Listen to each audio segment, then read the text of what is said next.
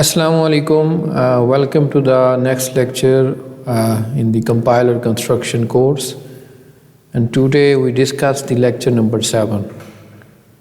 And earlier we discussed the lecture number 6. In this lecture we discussed the regular expressions, finite, automaton, basic terminologies and concepts. ये मैं बात आपको पहले बता चुका हूँ कि compiler construction is purely based on the theory of automata. तो इसलिए हमने लास्ट लेक्चर में वो तमाम जो कॉन्सेप्ट्स थे रेगुलर एक्सप्रेशंस के हवाले से, फाइनाइट ऑटोमेटन के हवाले से, कॉन्टेक्स्ट फ्री ग्रामर्स के हवाले से, वो हम इनिशियली या एक इंट्रोडक्टरी लेवल पे हमने देखे हैं। बाकी डेप्थ के अंदर मैं already theory of automata course बना चुका हूँ जो कि इस चैनल पे अपलोडेड है। तो अगर आपने उनको डिटेल में सीखना है जो कि ज़रूरी है इस कोर्स के लिए, तो आप उन लेक्चर्स को विज़िट करें ताकि इस कोर्स का जो बुनियादी मकसद है कंपाइलर डेवलप करना या कंस्ट्रक्ट करना, उसको आप लर्न कर सकें। तो ये चीज़ इसलिए ज़रूरी है। तो लास्ट लेक्चर में बेसिकली हमने फाइनाइट ऑटोमेटन के ऊपर बात की थी और आज हम उसी से आगे लेके चलेंगे कि हम एफए का टेबल कैसे बनाते हैं। अगर हम उनको इनकोड करें, बेसिकली एक एफए को एक टेबल में डाटा उसका ऐड करें कि टेबल में कैसे उसका डाटा स्ट्रक्चर आप कह लें। तो ये एक एफए है आपके सामने। यहाँ पे अगर आप देखें तो 3 स्टेट्स हैं मेरे पास, 0, 1 और 2। और स्टेट 0 इनिशियल स्टेट है जो कि इससे मुझे ज़ाहिर हो रहा है, और फाइनल स्टेट मेरी डबल सर्कल लाइन ये ओवल है डबल सर्कल वाला, इससे शो हो रहा है। तो ए इनिशियल स्टेट से मैं रीड करता हूँ तो मैं स्टेट नंबर 1 पे चला जाता हूँ, और 1 से मैं बी रीड करता हूँ तो मैं 1 पे ही रहता हूँ। एक लूप लगा हुआ है। और इसके अलावा अगर मैं 1 से ए रीड करता हूँ तो फिर मैं 2 पे चला जाता हूँ जो कि मेरी फाइनल स्टेट है। तो कहने का मतलब ये है कि ये string starting with A and ending with A जो है बेसिक इसमें लैंग्वेज जो है वो एक्सेप्ट हो रही है। इसको मैं अब टैबुलर फॉर्म में अगर देखूँ तो यहाँ आप देखें कि एक साइड पे मैंने रो में लिख दिया 0, 1, 2 जितनी मेरी स्टेट्स होंगी, और कॉलम में मैंने लिख दिया जितने मेरे नंबर ऑफ़ अल्फ़ाबेट्स होंगे। तो यहाँ 2 हैं, ए और बी। तो नीचे अब आप देखें कि 0 से मैं अगर मतलब ए रीड करता हूँ तो मैं 1 पे चला जाता हूँ, और 0 से मैं बी रीड कर नहीं सकता, इसलिए मैंने यहाँ पे एरर शो किया है। तो इसको खाली नहीं छोड़ेंगे, इधर एरर शो करेंगे क्योंकि वहाँ पे 0 से बी की कोई ट्रांजिशन है ही नहीं। तो 1 से अगर मैं ए रीड करता हूँ तो मैं 2 पे चला जाता हूँ, ऑफ कोर्स ये आपको नज़र आ रहा है। और 1 पे मैं अगर बी रीड करता हूँ तो मैं 1 पे ही रहता हूँ, ये लूप लगा हुआ है। और 2 से मैं ए और बी दोनों केसेस में कोई ट्रांजिशन नहीं दी हुई, तो ये एरर आपको शो हो रहे हैं। तो इस तरह मैं इसको टेबुलर फॉर्म में भी इस तरह लिख सकता हूँ, ट्रांजिशन टेबल इसको बोलते हैं। और कंपाइलर कंस्ट्रक्शन के हवाले से यहाँ पे एरर जो है वो शो करते हैं। अब यहाँ पे इस एफए को अगर हम सिमुलेट करें तो कैसे करेंगे। तो यहाँ पे अब हम एक टेबल बना रहे हैं, और बेसिकली एक ट्रांजिशन टेबल मैंने नाम रखा है, और इसमें ये 2 डायमेंशनल अरे है। तो यहाँ नंबर ऑफ़ स्टेट्स हैं, ये रोज़ होती हैं, और नंबर ऑफ़ कैरेक्टर्स जो हैं वो कॉलम्स में हैं। तो ये आपको याद आ गया होगा, C++ की अरे जो है वो हम ऐसे बनाते हैं, 2D अरे। उसके बाद हम एक जो है वो और अरे बना रहे हैं एक्सेप्ट स्टेट्स की, और ये 1 डायमेंशनल अरे है, और ये n स्टेट्स जितनी स्टेट्स होंगी उतनी हैं। स्टेट हम एक वेरिएबल बना रहे हैं जो कि इनिशियल स्टेट, इनिशियल इसको दे देते हैं, और लूप लगा रहे हैं कि अगर तो स्टेट एरर के बराबर नहीं है तो फिर क्या करो, इनपुट रीड करो, और इनपुट रीड करने के अविज़ जो हमारे पास करैक्टर आएगा वो C में डाल दो। तो C एक करैक्टर वेरिएबल है, और हम कह रहे हैं कि अगर तो C जो है वो एंड ऑफ फाइल या एंड ऑफ फाइल तक नहीं बराबर है तो ब्रेक स्टेटमेंट कर दो, और यहाँ से बाहर निकल आओ लूप से। तो ये लूप ही अभी चल रहा है। उसके बाद हम क्या करते हैं कि अगर तो ये सी एंड ऑफ ई ऑफ के बराबर नहीं है तो फिर हम क्या करते हैं, उसके अंदर जो स्टेट आई है, यानी ये हमारे पास जो स्टेट आई है इनिशियल, वो इसमें डाल देंगे और सी में जो करैक्टर आया, ये 2 डायमेंशनल अरे जो टेबल हमने दिखाया आपको, उसमें ये रिस्पेक्टिवली दोनों चीज़ें स्टोर हो जाएंगी। और फाइनली वो स्टेट हम ये जो टेबल से हमें मिलेगी वो एक स्टेट होगी और वो हम स्टेट में स्टोर कर देंगे। तो ये लूप की बॉडी क्लोज हो गई। तो ये काफ़ी सिंपल सा कोड है। अब यहाँ पे रिटर्न कर देंगे हम एक्सेप्ट स्टेट, यहाँ पे जो भी स्टेट आएगी वो हम यहाँ से रिटर्न कर देंगे अगर वो स्टेट एक्सेप्ट हो रही है तो। उसके बाद वही अगर मैं इसको 1 बाय 1 एक्सप्लेन पहले ही कर चुका हूँ, तो आप देख सकते हैं कि ये बेसिकली ब्रेक स्टेटमेंट है। ये ट्रांजिशन टेबल, इसको भी मैं एक्सप्लेन कर चुका हूँ कि यहाँ से जो स्टेट है मेरी वो रिवर्स हो ही जाएगी। उसके बाद regular expression to the finite automaton, तो यहाँ पे can we build a finite automaton for every regular expression, तो answer is yes, build inductively based on the definition of the regular expression. आपको याद होगा थ्योरी ऑफ ऑटोमेटा में ये चीज़ हमने वहाँ भी प्रूव की थी कि आप हर रेगुलर एक्सप्रेशन के लिए जो है एक फाइनाइट ऑटोमेटन बिल्ड कर सकते हैं। अब हम आगे आज जो बात करेंगे वो NFA की बात करेंगे कि what is the NFA, non determinism finite automaton. तो ये इसका पूरा वर्ड है। तो नॉन डिटर्मिनिस्टिक फाइनाइट ऑटोमेटन भी कहते हैं इसको NFA।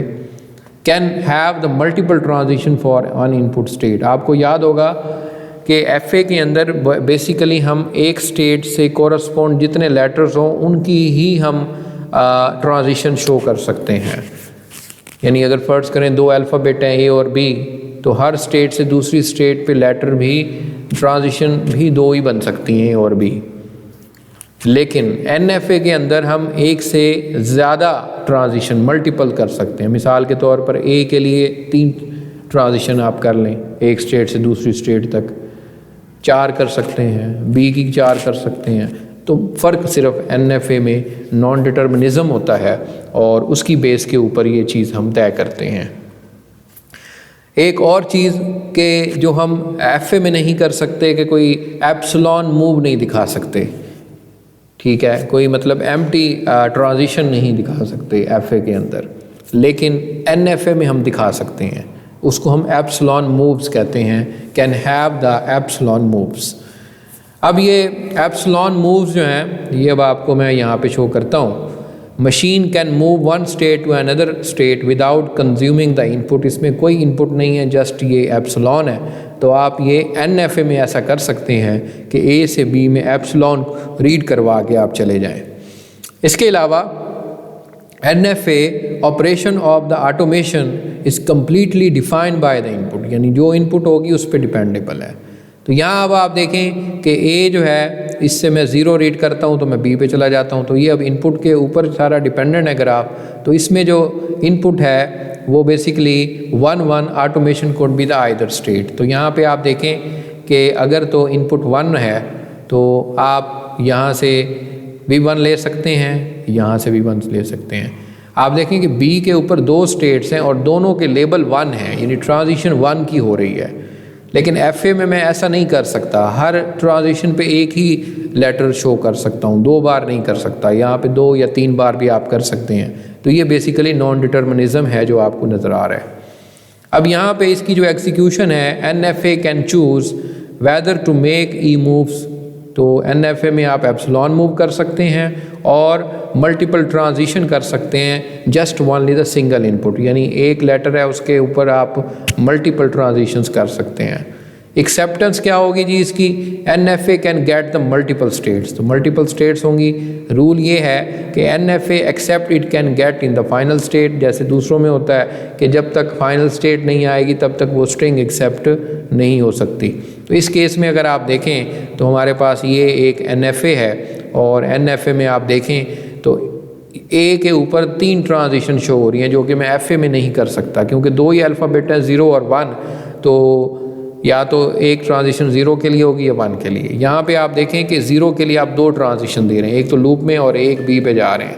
तो ये सिर्फ आप NFA में कर सकते हैं, और 1 जो है वो भी इसकी ट्रांजिशन है, तो B जो है इसके ऊपर 1 है। तो यहाँ पे अब आप देखें कि 1 0 1 ये भी एक्सेप्ट हो सकती है, 1 0 0 1 भी एक्सेप्ट हो सकती है, यानी स्टार्ट में मल्टीपल ज़ीरोज़ आ सकते हैं, मल्टीपल 1 आ सकते हैं, तो वो स्ट्रिंग इसमें एक्सेप्ट हो जाएगी। आगे है deterministic finite automaton and non deterministic finite automaton. DFA और NFA में क्या फ़र्क है, उम्मीद है आप ये अभी कंसीडर कर चुके होंगे। Deterministic finite automata DFA is 1 transition is per unit. तो डिटर्मिनिस्टिक फाइनाइट ऑटोमेटन यानी DFA 1 ट्रांजिशन पर इनपुट के लिए होती है, यानी जो मैंने अभी आपको FA बताया, FA बेसिकली DFA ही होता है। तो उसमें आप एक लेटर पे एक ही ट्रांजिशन कर सकते हैं और उसमें कोई एप्सिलॉन मूव्स भी नहीं कर सकते। तो एग्जीक्यूशन ऑफ FA की अगर बात करें तो एक DFA can take only 1 path through the state graph, यानी एक ही पाथ हो सकता है A के लिए और एक ही पाथ B के लिए हो सकता है। ऐसा नहीं हो सकता कि A के 2 पाथ हों या 3 हों या B के 2 पाथ हों, ये हम DFA में नहीं करते। Another important thing is completely determined by the input, ये इनपुट पर डिपेंड करता है। यहाँ पे अब इनके जो कंपैरिजन मैं बता रहा हूँ कि NFA and DFA recognise the same set of languages, यानी रेगुलर लैंग्वेजेस दोनों तरह की रिकॉग्नाइज करते हैं NFA। DFA are easier to implement the table driven, क्योंकि आप DFA को टेबल से इनहेरिट कर सकते हैं, इसलिए उसको में बनाना और इम्प्लीमेंट करना आसान होता है। और for given the language the NFA can be the simpler than the DFA। तो अगर आप एक लैंग्वेज को देखें तो ज़्यादा सिंपल आपको NFA लगेगा, क्योंकि उसमें आप हर तरह की मूव्स कर सकते हैं, लेकिन DFA में आप नहीं कर सकते। DFA exponentially larger than the NFA। Another point कि DFA बहुत ज़्यादा बड़ा बनता है, क्योंकि अगर आप उसमें देखें कि लिमिटेड इनपुट करैक्टर अगर आपके पास हैं तो आप लिमिटेड स्टेट्स को लेबल कर सकते हैं, तो स्टेट्स नंबर ऑफ ज़्यादा हो जाती हैं और ट्रांजिशन लिमिटेड हो जाती हैं, स्टेट्स बढ़ जाएंगी। लेकिन ऑन द अदर हैंड जो NFA है उसमें नंबर ऑफ स्टेट्स कम होंगी और उनकी जो ट्रांजिशंस हैं वो मल्टीपल हो सकती हैं। इसके अलावा NFA are key automating the regular expression to DFA construction. तो बेसिकली अब हम ये एक प्रोसेस समझने लगे हैं कि NFA को हम कंस्ट्रक्ट करना चाहते हैं, तो ट्रांजिशन कैसे होगी, किस तरह होगी, तो इसके लिए हम फेमस एल्गोरिदम पढ़ेंगे। थॉमसन कंस्ट्रक्शन एल्गोरिदम है जो कि 1968 के अंदर बना, काफ़ी इम्पॉर्टेंट है और आपने इसको ज़्यादा तवज्जो से सीखना है, तभी हम ये लेक्सिकल एनालिसिस जो है वो कर पाएंगे। तो यहाँ पे हम एक NFA एक रेगुलर एक्सप्रेशन के लिए बनाएंगे। बेसिकली करेंगे हम ये कि एक रेगुलर एक्सप्रेशन को कम्प्लीटली हम नहीं एक दफ़ा बिल्ड करेंगे, बल्कि उस रेगुलर एक्सप्रेशन की एक टर्म को लेके उसका NFA बनाएंगे। छोटे छोटे NFA बनाएंगे, फिर उनको आपस में जोड़ते चले जाएंगे, तो एक बड़ा जो है वो NFA बन जाएगा। And combine the NFA with the epsilon moves. तो 2 इसके स्टेप हैं। पहला स्टेप ये है कि आपने एक रेगुलर एक्सप्रेशन की एक टर्म के लिए एक NFA बनाना है। इसी तरह आप हर टर्म के लिए NFA बनाएंगे। जब सारी टर्म्स के NFA बिल्ड हो जाएंगे तो फिर हम क्या करेंगे, उन तमाम NFA को आपस में ज्वाइन कर देंगे थ्रू दी एप्सिलॉन ट्रांजिशन। तो that is the Thompson construction algorithm.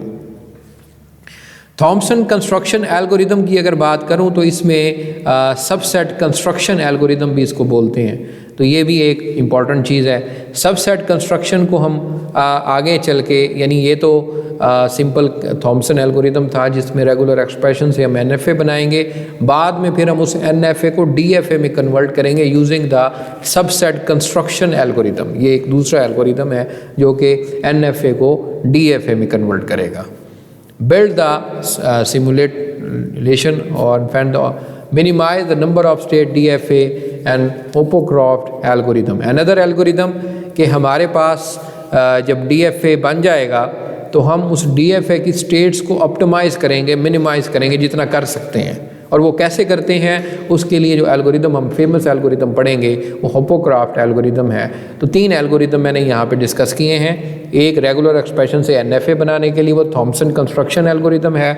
दूसरा, जब NFA बन जाएगा तो उसको मैं DFA में कन्वर्ट करूँगा, उसके लिए सबसेट कंस्ट्रक्शन एल्गोरिदम है। और तीसरा, जब DFA बन जाएगा तो उनकी स्टेट्स को मिनिमाइज़ करने के लिए होपोक्राफ्ट एल्गोरिदम इस्तेमाल करूँगा। तो ये 3 एल्गोरिदम मैंने आगे इस लेक्चर में और अगले कई लेक्चर्स में मैं डिस्कस करूँगा इनके बारे में। आपने इसको अच्छे तरीके से समझना है। उसके बाद सबसे पहले NFA कंस्ट्रक्शन, वही पहला एल्गोरिदम कि NFA pattern for each symbol and each operator. तो ये हमने देखना है, join them to the epsilon move in the precedence level. तो ये भी हमने ख्याल रखना है। अब हम आगे ये जो थॉमसन एल्गोरिदम है इसको देख लेते हैं। तो यहाँ पे अब आप देखें कि ये NFA है फॉर A, सही है, A के लिए बन गया और B के लिए भी बन गया। तो ये S0 to S1 तक जा रहे हैं, ये इनिशियल स्टेट है, ये फाइनल स्टेट है। और यहाँ से एक ये NFA बना, B के लिए जो है वो एक ये बना। इन दोनों को अगर आप जोड़ेंगे तो वो AB का बन जाएगा और दरमियान में इनको जोड़ने के लिए एप्सिलॉन मूव मैंने लगा दी। तो अब ये A और B का NFA बन गया। तो इस तरह जोड़ना है आपने। कुछ और एग्जांपल्स देखते हैं। यहाँ पे आप देखें कि A के लिए जो है वो ये बन गया NFA, इस तरह B के लिए जो है वो NFA ये बन गया। अब इन दोनों को मैंने जोड़ के एप्सिलॉन मूव लगाया तो इस तरह ये अब आप देखें कि ये एप्सिलॉन मूव जो हैं वो आपको नज़र आ रहे हैं कि ये लगाने के बाद A और B के लिए बना। तो ये मैंने पूरा प्रोसेस आपको दोबारा रिपीट करा दिया। उसके बाद ये एक और NFA मैंने बनाया है, यानी आइदर A और आइदर B के लिए, यानी या तो इसमें A रीड हो सकता है या B रीड हो सकता है, यानी एक्सेप्ट होगा A या B। तो इसके लिए जो मैंने अब बनाया, तो अब आप देखें 1 बाय 1। सबसे पहले मैंने A के लिए बनाया, ये बन गया। उसके बाद मैंने B के लिए बनाया, ये बन गया। उसके बाद मैंने इनको जोड़ दिया आपस में, एप्सिलॉन मूव, एक और स्टेट यहाँ बनाई, एक स्टेट यहाँ बनाई, इनको भी मैंने एप्सिलॉन से जोड़ दिया, इनको भी एप्सिलॉन से जोड़ दिया। तो अब आप देखें यहाँ से आप A रीड करेंगे तो ये इस तरह आप इधर पहुँच जाएंगे, B रीड करेंगे तो आप यहाँ से इधर पहुँच जाएंगे। तो ये हमारा जो NFA बना है वो आइदर A या आइदर B के लिए बनेगा। तो इस तरह एक और देख लें A स्टार के लिए। तो इसमें आप देखें कि ये तो कम्प्लीटली बना हुआ है, ये बना कैसे हम उसको देख लेते हैं। सबसे पहले आप A के लिए बनाएंगे, ठीक है, उसके बाद आप A स्टार के लिए बनाएंगे। तो अब आपने ये स्टेट लगाई, ये स्टेट लगाई, इन सब को एप्सिलॉन के साथ जोड़ दिया।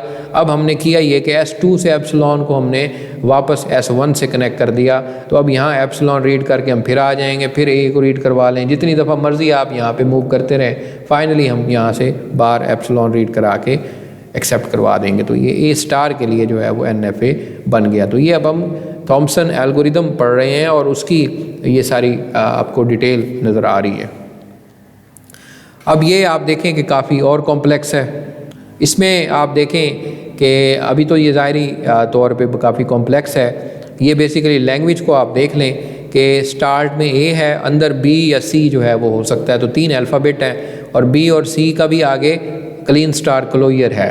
तो यहाँ पे इसको ओवरऑल देखने के बजाय हम इसको 1 बाय 1 देखते हैं। तो सबसे पहले A के लिए बना लिया, उसके बाद B और C के लिए बना लिया। ये 3 NFA हैं, इनको अब मैं आगे एप्सिलॉन से कनेक्ट कर रहा हूँ। तो पहले आप ये देखें कि मैं इधर एक स्टेट लगाऊंगा, इधर इसको भी एप्सिलॉन से जोड़ दिया, इधर भी एप्सिलॉन से जोड़ दिया।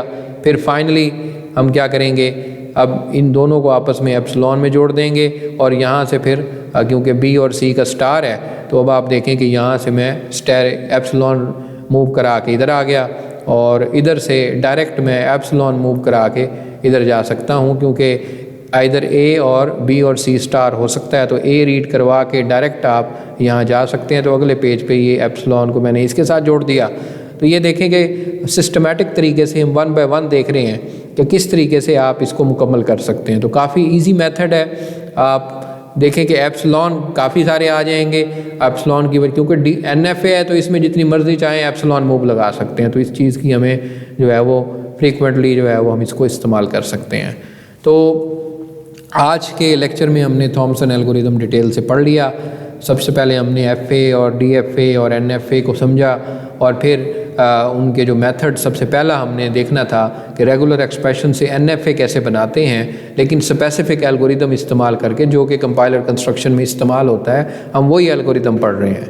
और भी कई एल्गोरिदम है, थ्योरी ऑफ ऑटोमेटा में भी हमने बनाए हैं, लेकिन आपने इस कोर्स के हवाले से इसी एल्गोरिदम को याद रखना है कि थॉमसन कंस्ट्रक्शन एल्गोरिदम में हम क्या करते हैं, हम पूरी रेगुलर एक्सप्रेशन की टर्म्स बना लेते हैं, हर टर्म के लिए, जैसे A के लिए बना लिया, B के लिए बना लिया, C के लिए, फिर उन सब को आपस में ज्वाइन कर देते हैं यूजिंग द एप्सिलॉन मूव्स। तो ये सिंपल सा तरीका है। बुक के अंदर और भी काफ़ी सारी एग्जांपल्स हैं, अपने तौर पे आप खुद से एग्जांपल बनाएं ताकि ये कॉन्सेप्ट अच्छे तरीके से क्लियर हो सके। अगले लेक्चर में हम सबसेट कंस्ट्रक्शन एल्गोरिदम पढ़ेंगे कि भाई NFA से DFA अब कैसे बनाएं, तो वो हम पढ़ेंगे। तब तक के लिए खुदा हाफिज़।